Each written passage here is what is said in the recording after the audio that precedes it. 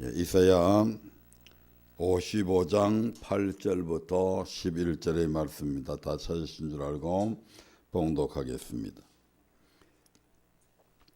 여호와 이 말씀에 내 생각은 너희 생각과 다르며 내 길은 너희 길과 달라서 하늘이 땅보다 높음같이 내 길은 너희 길보다 높으며 내 생각은 너희 생각보다 높으니라.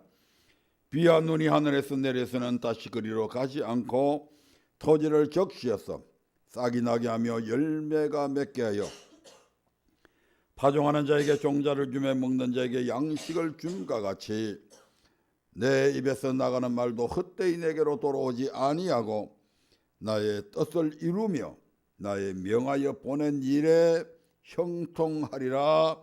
아멘. 오늘도 임계점을 뛰어넘으라고 하는 세 번째 시간을 통해서 함께 은혜 나누기를 원합니다. 지난주에 하신 말씀을 간단하게 요약하면 우리의 임계점을 뛰어넘으려면 우리의 생각이 아닌 하나님의 생각으로 살아가야 합니다. 그러려면 성경을 부지런히 상고해야 합니다. 왜냐하면 우리의 믿음은 들음에서 생겨납니다. 그리고 들음은 그리스도의 말씀에서 납니다. 다시 말씀드리면 우리가 누구의 말을 듣느냐에 따라서 거기에 대한 믿음이 생겨난다 이 말입니다. 하나님의 말씀을 들으면 하나님의 생각으로 가득 채워지지만 하나님에 대한 믿음으로 가득 채워지지만 마귀의 말을 듣게 되면 마귀에 대한 믿음이 생기고 마귀의 말을 따라가는 자들이 됩니다. 그러므로 하나님의 말씀을 들어야 하나님에 대한 믿음이 자라서 순종하게 된다 이 말입니다. 누구처럼? 베레아 교인들처럼. 아멘. 여기까지가 지난번에 했던 말씀을 잠깐 요약을 하고 오늘 다시 한 번 더 사도행전 17장 11절의 말씀을 한번 보겠습니다.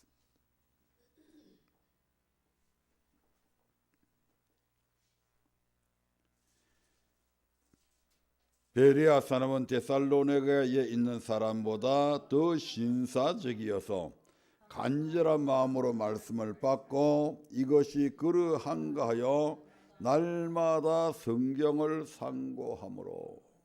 아멘. 사도 바울은 성경을 보면 데살로니가의 교인들을 엄청 칭찬하고 가는 곳곳마다 데살로니가 교인들을 자랑했던 것을 우리가 보게 됩니다. 데살로니가 후서 1장 1절부터 4절의 말씀을 한번 볼까요? 잠깐 그 말씀 보겠습니다.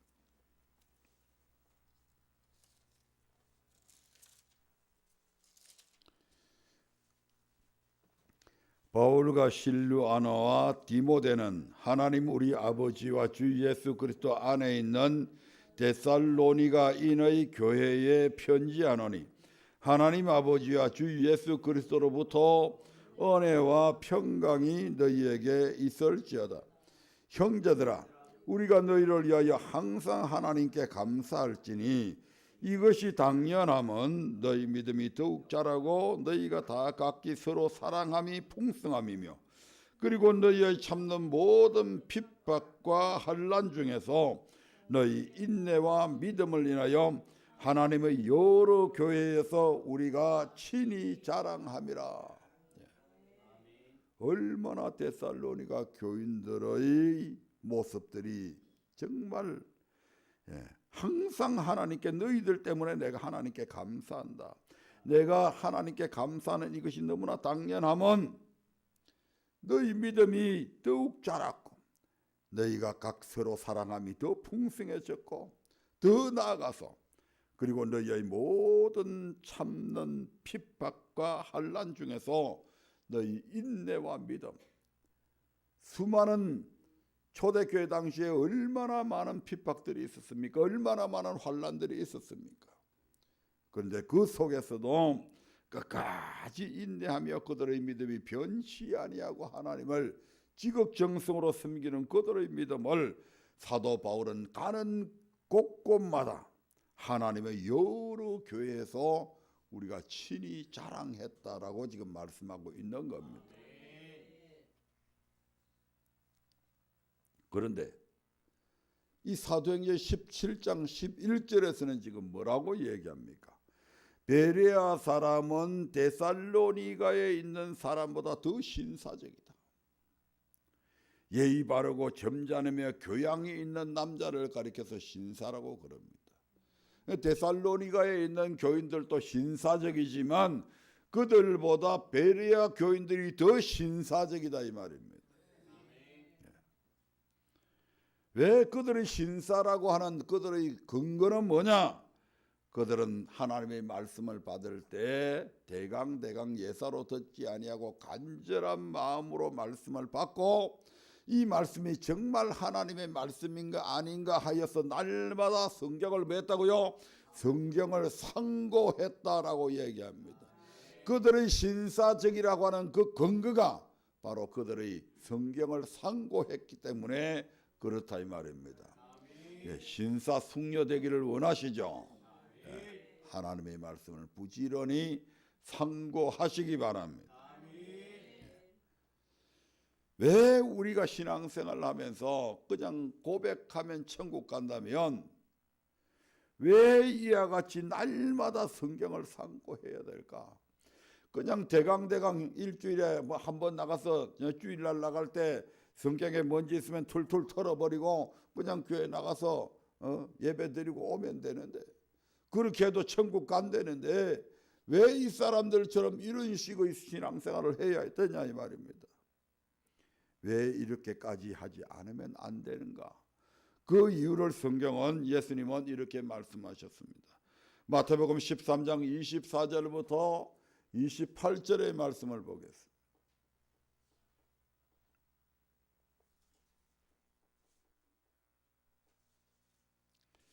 예, 같이 읽어보겠습니다. 예수께서 그들 앞에 또 비유를 베풀어 가라사대 천국은 좋은 씨를 제 밭에 뿌린 사람과 같으니 사람들이 잘 때에 그 원수가 와서 곡식 가운데 가라지를 덧뿌리고 갔더니 싹이 나고 결실할 때에 가라지도 보이거늘 집주인의 종들이 와서 말하되 주여 밭에 좋은 씨를 심지 아니하였나이까? 그러면 가라지가 어디서 생겼나이까? 주인이 가로되 원수가 이렇게 하였구나. 종들이 말하되 그러면 우리가 가서 이것을 뽑기를 원하시나이까? 이러한 밭의 가라지의 비유에 대해서 제자들이 조금 참 이해하기가 힘들었나 봐요. 그래서 예수님께 조용히 있을 때 예수님께 이 밭의 가라지의 비유에 대해서 다시 설명을 해달라고 요청을 하게 되는데 그때 우리 주님께서 36절부터 39절에서 이 밭의 가라지의 비유를 이렇게 설명을 하십니다. 이에 예수께서 무리를 떠나서 집에 들어가시니 제자들이 나와 가로되 밭의 가라지의 비유를 우리에게 설명하여 주소서. 대답하여 가라사대 좋은 씨를 뿌리는 이는 인자요 밭은 세상이요 좋은 씨는 천국의 아들들이요 가라지는 악한 자의 아들들이요 가라지를 심은 원수는 마귀요 추수 때는 세상 끝이요 추수꾼은 천사들이니. 아멘. 그래서 마태복음 13장 24절부터 28절의 말씀과 이 말씀을 다시 설명하는 36절과 39절의 다시 설명한 부분의 말씀을 비교를 해보면 좋은 씨를 제 밭에 뿌린 사람은 분명히 사람이라고 그러잖아요. 좋은 씨를 제 밭에 뿌린 사람은 바로 다시 설명할 때 뭐라고 그럽니까? 바로 인자다. 즉 예수님이다 이 말입니다. 예수님께서 좋은 씨를 제 밭에 뿌렸다고 말씀합니다. 그리고 그 다시 보면 그리고 밭은 세상이요 이렇게 말씀하고 있습니다. 여기서 세상이라고 하는 것은 일반적으로 알고 있는 그런 세상이 아니라 제밭, 즉 예수님의 말씀을 뿌리는 밭이잖아요. 예수님의 밭이고 예수님은 당신의 제밭에 말씀을 뿌리셨잖아요. 예, 그러므로 바로 여기에서 세상은 믿는 자들의 마음밭을 가리킵니다. 예, 성경은 믿지 않는 자들에게 주신 말씀이 아니고 믿는 자들에게 주신 말씀이다 이 말입니다. 믿지 않는 자들에게 씨앗을 뿌리는 것이 아니고 믿는 자들에게 씨앗을 뿌립니다. 아멘. 예. 그리고 좋은 씨는 천국의 아들들이라고 하는 말씀은 예수님이 뿌린 하나님의 말씀을 듣게 되면 하나님에 대한 믿음이 자라나서 천국의 아들들이 된다 이 말입니다. 즉 하나님의 자녀가 되어서 천국에 들어가게 된다 이렇게 지금 말씀하고 있는 겁니다. 반면에 가라지는 악한 자의 아들들이다. 이 중간에 이제 많이 생략이 되어 버렸잖아요. 가라지는 악한 자의 아들들이라고 하는 것은 가라지를 심은 원수는 그 밑에 보면 누구라고 그럽니까? 마귀다. 그래서 가라지를 심은 원수는 마귀라는 말씀에서 이는 마귀의 미혹된 말을 듣게 되면 마귀에 대한 믿음이 자라나서 마귀의 자녀가 되어서 추수 때에, 즉 세상을 심판하실 때에 지옥 불에 들어가게 된다는 것입니다. 예, 이러한 밭의 가라지의 비유를 통해서 알 수 있듯이 우리를 미혹하는 이 일에 있어서는 마귀는 얼마나 집요한지 모릅니다. 그러므로 절대 방심해서는 안 된다 이 말입니다. 내가 이만하면 되겠지? 아니요, 천만의 말씀입니다. 그래서 성경은 뭐라고 이야기합니까? 고린도전서 10장 2절에서 그런즉 그래서 선줄로 생각하는 자는 넘어질까 조심하라고 얘기하잖아요. 한 번으로 끝나지 않는다 이 말입니다. 마귀란 놈이 예수님을 시험해가지고 3번의 시험에서 실패하잖아요. 근데 영영 떠난 게 아니다 이 말입니다. 잠시 떠났다고 말씀합니다. 그리고 예수님이 십자가를 지려고 할 때에 겟세마네 동산에서 얼마나 예수님을 두렵게 만들고 그렇게 했는지 모릅니다. 예수님께서 결국 땀방울이 핏방울이 되는 것과 같은 그런 간절한 기도를 통해서 그때 마귀의 시험을 이겨내잖아요. 이처럼 마귀는 얼마나 집요한지 모른다 이 말입니다. 마태복음 16장 23절에 보면 베드로가 예수님께 심한 꾸중을 듣는 장면이 나옵니다. 같이 읽어보겠습니다. 예수께서 돌이키시며 베드로에게 이르시되 사탄아 내 뒤로 물러가라. 너는 나를 넘어지게 하는 자로다.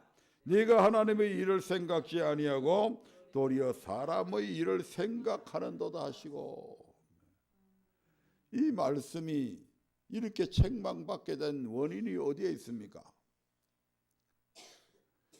예수님께서 어느 날 제자들과 함께 가이사라 빌립보 지방을 지나가시면서 야 사람들이 나를 누구라고 생각하더냐라고 물었을 때에 제자들이 어떤 이들은 엘리야, 어떤 이들은 세례 요한, 어떤 이들은 선지자 중에 한 사람이라고 그렇게들 이야기합니다. 예수님에 대한 여론이 그렇습니다. 평판이 그렇습니다. 그때 예수님께서 그러면 너희들은 나를 어떻게 생각하느냐, 누구라고 생각하느냐. 이때 베드로가 주는 그리스도시요 살아계신 하나님의 아들이라고 하는 위대한 신앙 고백을 하게 되자 예수님께서 바요나 시몬아 네가 복이 있다. 이를 내게 알게 하니는 해룩이 아니고 하나님이시다.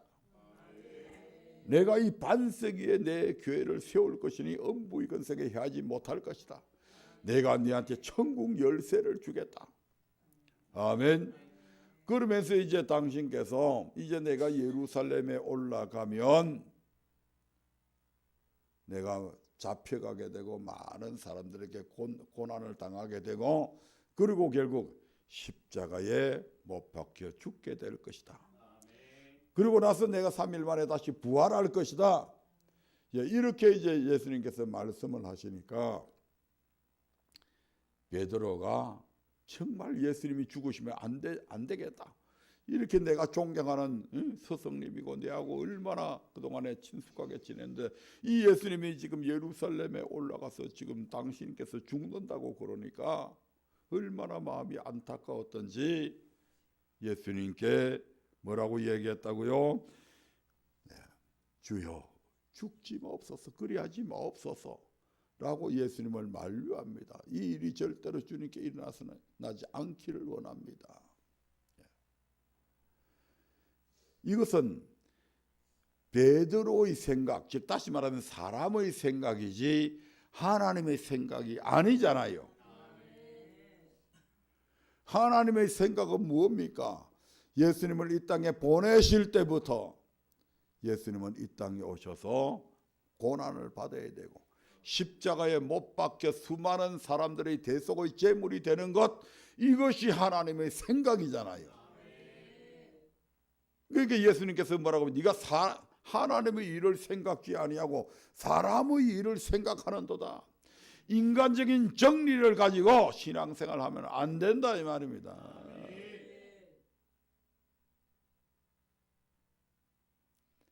하나님의 말씀이 우리 모든 인간적인 혈육의 관계보다도 더 우선적이다 이 말입니다.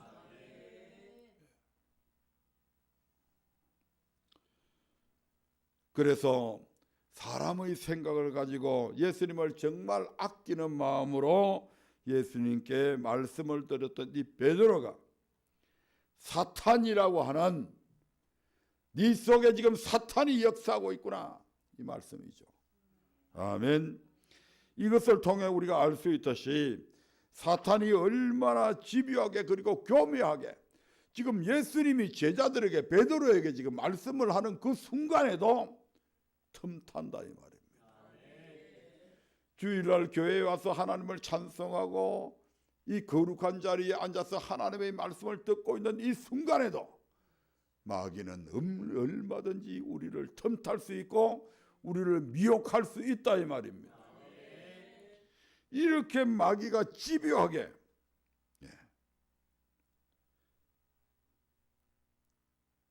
우리를 미혹하기 때문에 우리도 날마다 성경을 상고해야 된다 이 말입니다. 마귀는 얼마나 교묘하게 우리에게 접근해서 하나님의 말씀이 아닌 마귀의 말을 우리의 생각 속에 집어넣고 그래서 우리로 하여금 마귀의 말을 따르게 해서 멸망의 자리로 이끌어가려 하는지 모릅니다. 아멘. 그래서 그러나 너 이렇게 하면 죽잖아. 너 이렇게 하면 신사 참배할 때도 마찬가지였잖아요. 많은 교회들이 신세 참배하는 것 우상 숭배 아니다. 그들의 마음속에 뭐가 들어갔다고요? 죽음에 대한 두려움이 생겼잖아요. 그래서 뭐라고 합리화시킵니까? 지금 신사 참배가 우상 숭배다 해가지고 우리 모두가 다 죽게 되면 하나님의 말씀 누가 전하지? 교회는 누가 지키지? 누가 지키기는 누가 지켜야 하나님이 지키지. 누가 전하기는 누가 전해야 하나님이 전하시지. 이 인간적인 생각들이 들어가가지고 그 인간적인 생각들이 누구로부터 왔다고요? 마귀로부터 온 거예요. 마귀로부터. 마귀가 미혹해서 그런 인간적인 생각들을 갖게 만들고 두려움을 갖게 만든다 이 말입니다. 때로 하나님의 생각대로 살아가다 보면 생명이 위태로운 경우에 직면하기도 합니다.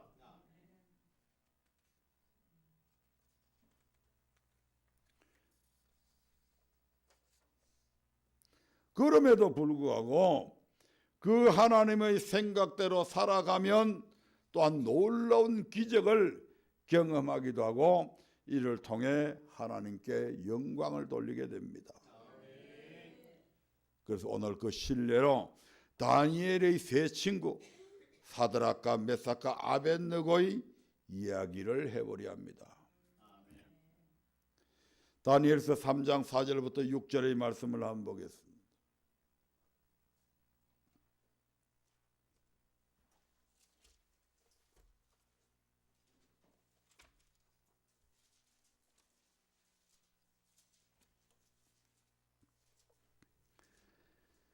다 찾으신 줄 알고 봉독하겠습니다. 반포하는 자가 크게 외쳐 가로되 백성들과 나라들과 각 방언하는 자들아 왕이 너희 무리에게 명하시나니 너희는 나팔과 피리와 수금과 사명금과 양금과 생황과 및 모든 악기 소리를 들을 때에 엎드려 느부갓네살 왕의 세운 금신상에게 절하라. 누구든지 엎드려 절하지 아니하는 자는 즉시 극렬히 타는 풀무에 던져 넣으리라 하매. 이 사건이 어떻게 해서 일어났습니까?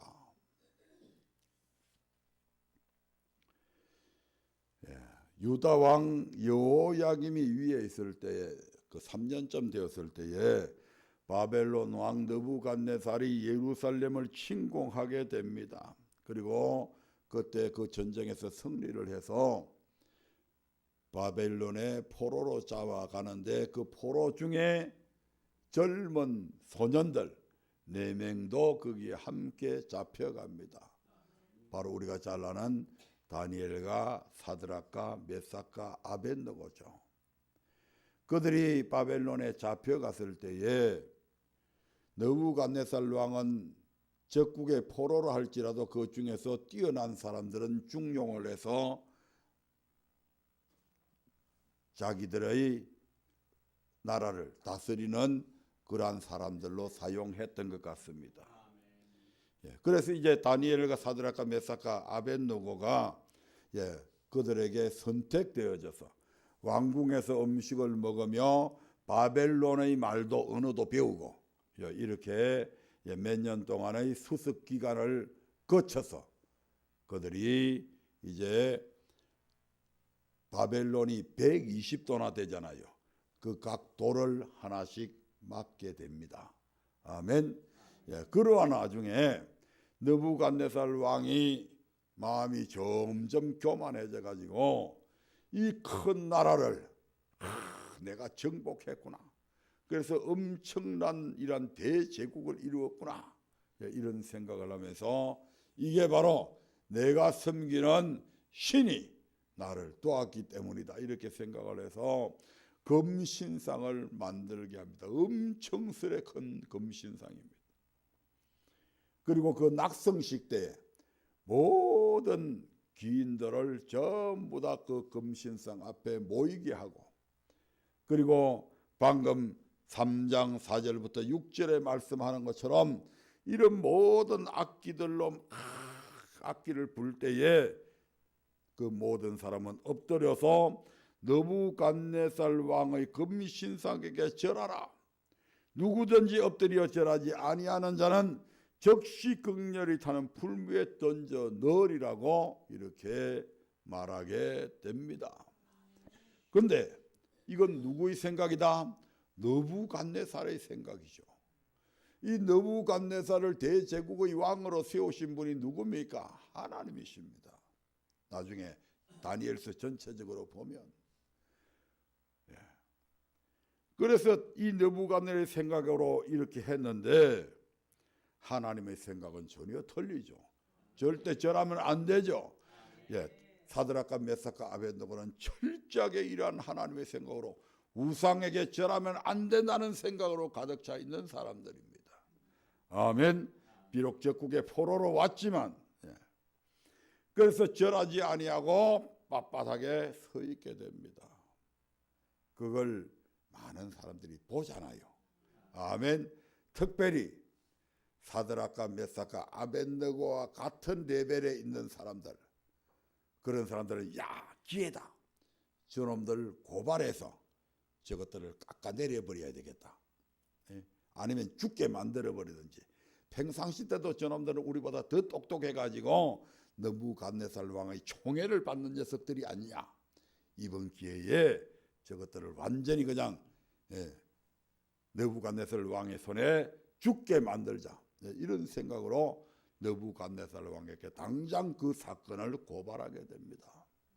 왕이여, 왕이 명령한 이 명령을 거역한 자들이 있습니다. 그들이 누구냐? 바로 사드락과 메삭과 아벳느고라고 하는 녀석들이 나팔을 불고 할 때 분명히 그 앞에 절하라고 했는데 저것들이 절하지 않는 것을 우리가 똑똑히 봤습니다. 이렇게 고발을 해서 느부갓네살은 자기가 주장한 그대로 이들을 죽여야 되는데 그렇게 얼마나 평상시 때 이 사드락과 메삭과 아벳느고를 아끼던 느부갓네살 왕이 그들에게 다시 한 번 더 기회를 줍니다. 아멘. 그게 이제 기회를 주는데 사드락과 메삭과 아벳느고가 그 왕이 준 기회를 거절을 해버리죠. 이런 바보 같은 친구들이 어디에 있어요? 지금 그 금신상 앞에 절하지 아니하면 사드락과 메삭과 아벳느고만 죽는 게 아니잖아요. 저들의 지위만 잃어버리는 게 아니잖아요. 저들은 그 직위에서 쫓겨날 뿐만 아니고 지금 당장에 뭐 쫓겨나는 게 문제가 아니고 풀무불에 지금 던져지게 되고 그 가족들도 가만히 그냥 둘 상황이 아니잖아요.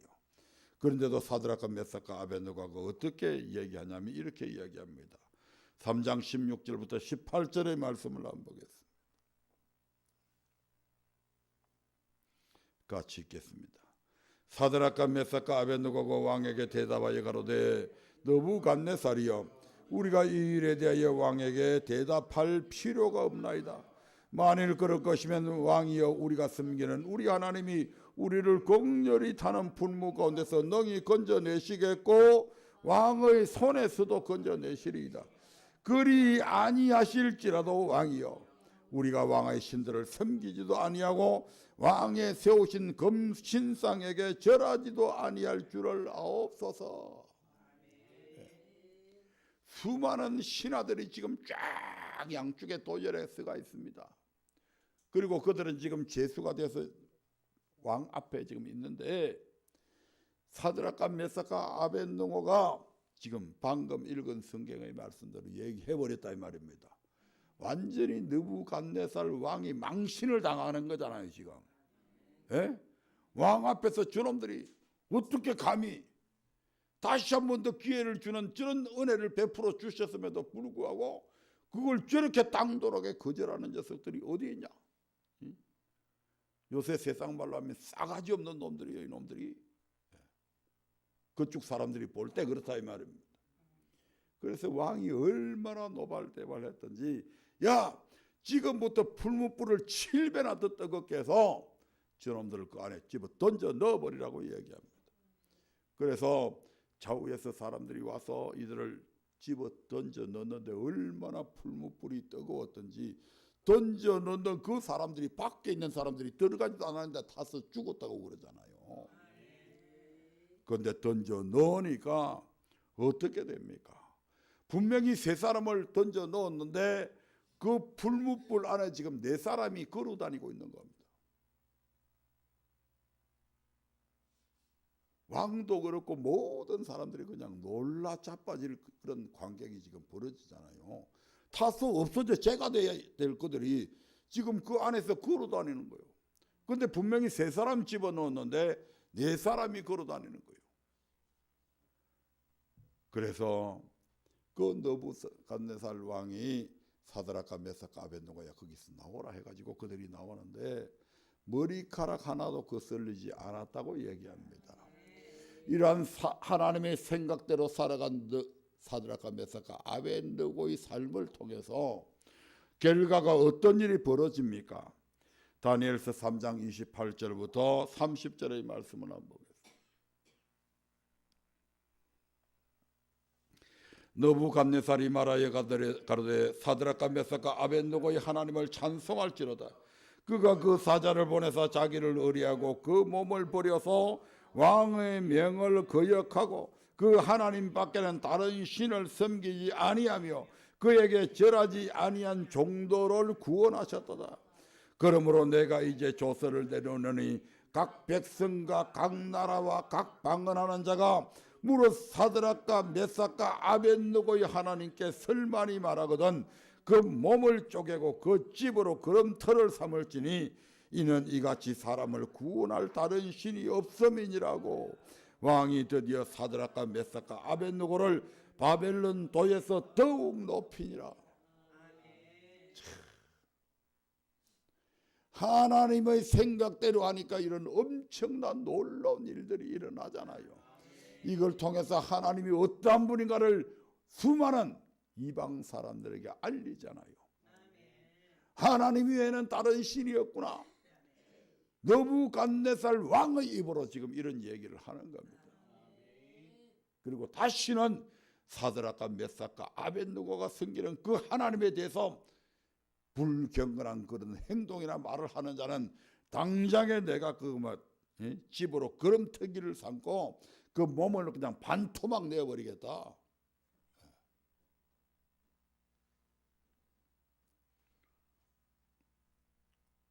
누구의 생각 따라야 됩니까? 하나님의 생각을 따라야 돼요. 한 사람의 얘기만 또 하고 마치겠습니다. 바로 다니엘의 이야기죠. 다니엘은 이 바벨론 제국이 결국 메데 파사에 의해서 멸망을 당하게 됩니다. 그리고 메데 파사가 이제 페르시아 제국이 바벨론이 다스렸던 이 제국보다도 더 넓은 영토를 가지고 이들을 지배하게 되죠. 그런데 이미 이 페르시아 왕은 다니엘의 소문을 듣고 있었던 겁니다. 그가 얼마나 지혜롭고 명철한지, 다니엘이 얼마나 꿈 같은 이런 것들을 잘 정확하게 해석하는지 이게 이미 소문이 나 있어요. 그래서 이 페르시아 왕이 이 나라를 이제 점령하고 난 이후에 120도나 되니까 왕이 혼자 다스리기 힘드니까 총리 3명을 다시 뽑게 됩니다. 그리고 그 총리 중에서 최고 우두머리 총리로 이 다니엘을 선택하게 되죠. 왜? 다니엘이 다른 모든 총리들보다도 더 탁월하게 일을 다스리고 지혜롭게 하니까. 그래서 다니엘이 최고의 총리 중에서도 최고의 수석 총리가 되는 겁니다. 요즘 말로. 그러니까 이제 다른 총리들이나 또 그 총리들을 따르는 또 각 도의 사람들 또 여러 신하들 중에서도 늘 추종 세력들이 요즘 같은 이야기하면 계파가 있잖아요. 아멘. 그래서 그 사람들이 늘 이 다니엘을 견제하고 이 다니엘을 어떻게 하면 공경에 빠뜨릴까 하는 이런 생각들을 하게 되죠. 그래서 그들이 이 다니엘을 우리가 고소할 그런 거리를 만들자 해가지고 이런 일들을 왕에게 제안하게 됩니다. 다니엘서 6장 3절부터 5절의 말씀을 한번 보겠습니다.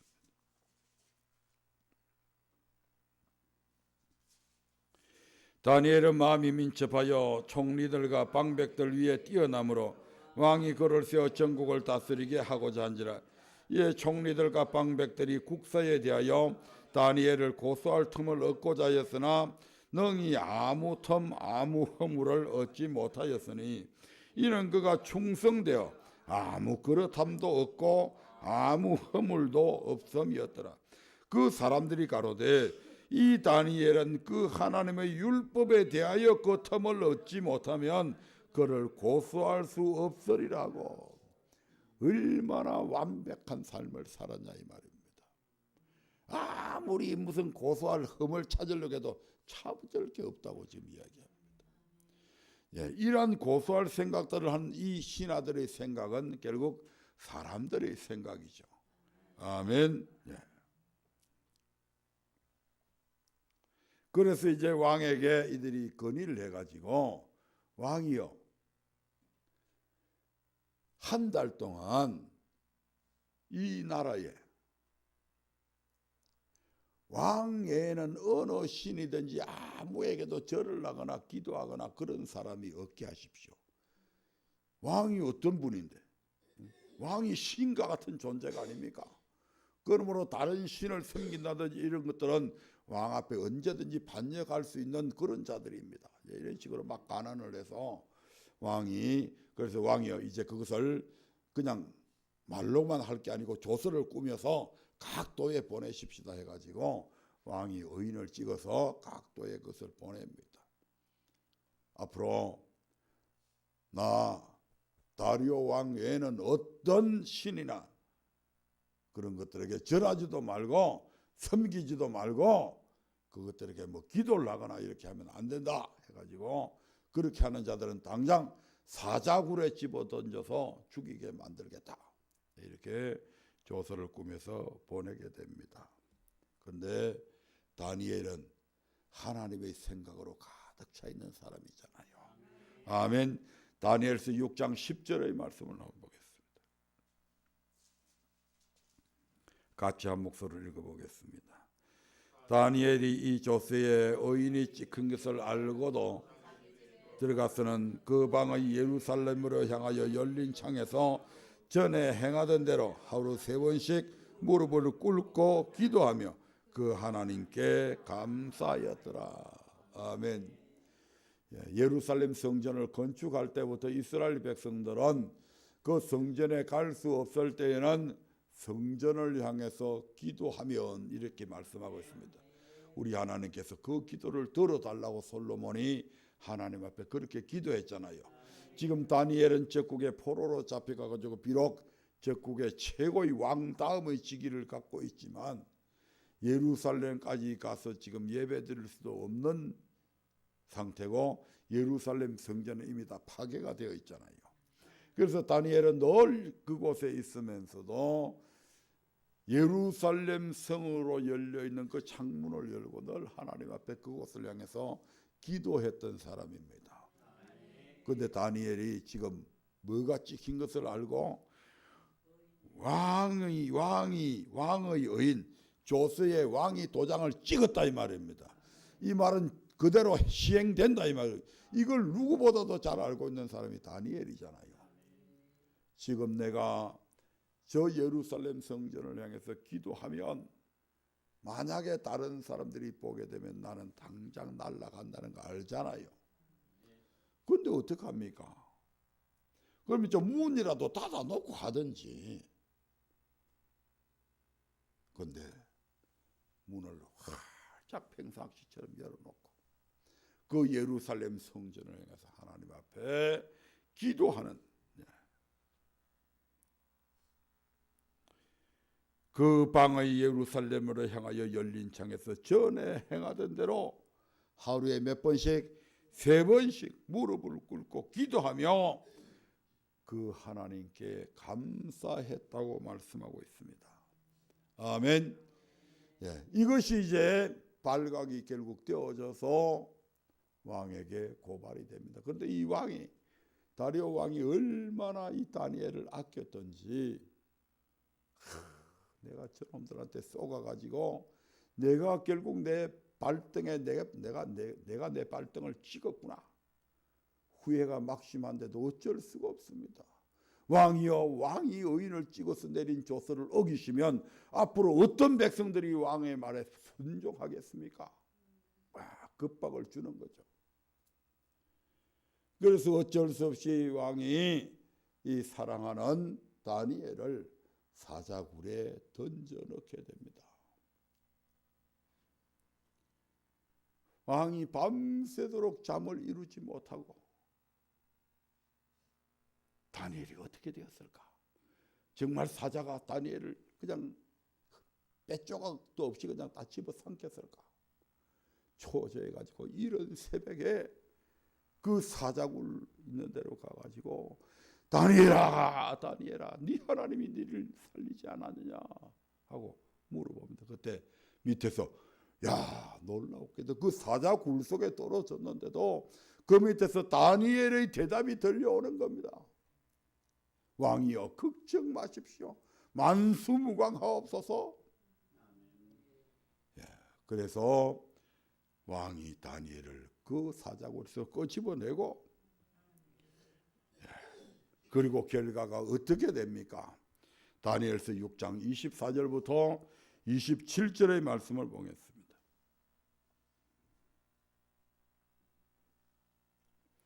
같이 읽습니다. 왕이 명을 내려 다니엘을 참수한 사람들을 끌어오게 하고 그들을 그 처자들과 함께 사자굴에 던져 넣게 하였더니 그들이 굴 밑에 닿기 전에 사자가 곧 그들을 움켜서 그 뼈까지도 부서뜨렸더라. 이에 다리오 왕이 온 땅에 있는 모든 백성과 나라들과 각 방언하는 자들에게 조서를 내려 가로되 원컨대 많은 평강이 너희에게 있을지어다.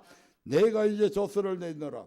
내 나라 가라늘 아래에 있는 사람들은 다 다니엘의 하나님 앞에서 떨며 두려워할지니 그는 사실은 하나님이시요 영원히 변치 않으실 자이시며 그 나라는 망하지 아니할 것이요 그 권세는 무궁할 것이며 그는 구원도 하시며 건져내기도 하시며 하늘에서든지 땅에서든지 이적과 기사를 행하시는 자로서 다니엘을 구원하여 사자의 입에서 벗어나게 하셨음이니라 하였더라. 엄청난 결과. 사람의 생각을 쫓느냐 하나님의 생각을 쫓느냐. 하나님의 생각을 쫓게 되면 이와 같은 놀라운, 이것이 다니엘에게만 국한된 문제가 아니다 이 말입니다. 설사 사자굴에 들어가서 다니엘이 사자에게 잡혀 먹었다 할지라도 그 영혼한 천국에서 복락을 누릴 것 아닙니까? 그런데 우리 하나님께서는 이 사건을 통해서 당신께서 영광을 받으시고자 했던 겁니다. 그래서 그 대제국 다리오의 입을 통해서 여호와 하나님을 찬양하게 만들고 다니엘을 모해했던 수많은 신하들은 그저 그들이 오히려 그들의 처자들과 함께 사자굴에 던져지게 되고, 아멘. 하나님은 영원히 변치 않으실 자시며 그 나라는 망하지 아니할 것이요 그 권세는 무궁할 것이며, 다니엘이 섬기는 그 하나님은 구원도 하시며 사자의 입에서 건져내기도 하시며 하늘에서든지 땅에서든지 이적과 기적을 기사를 행하시는 그런 하나님이시다. 아멘. 이처럼 어떤 상황 앞에서도 내 생각대로 하지 아니하고 하나님의 생각대로 할 때 하나님께서 그들의 삶을 책임져 주시고 이로 인해 더욱더 하나님께 영광을 돌리는 삶을 살 수 있게 됩니다. 그러므로 2019년에는 우리의 모든 생각을 철저히 버리고 하나님의 생각대로 살아가므로 우리의 한계, 우리 육체의 한계, 내 능력의 한계 속에 갇혀 사는 우리가 아니라 영혼을 꿈꾸며 살아갈 뿐만 아니라 우리 앞에 놓인 그 어떤 임계점도 뛰어넘어서 하나님의 놀라우신 은혜를 경험하며 이를 전가함으로 하나님께 크게 영광 돌리시는 언약 가족들이 되시기를 주님의 이름으로 축원드립니다.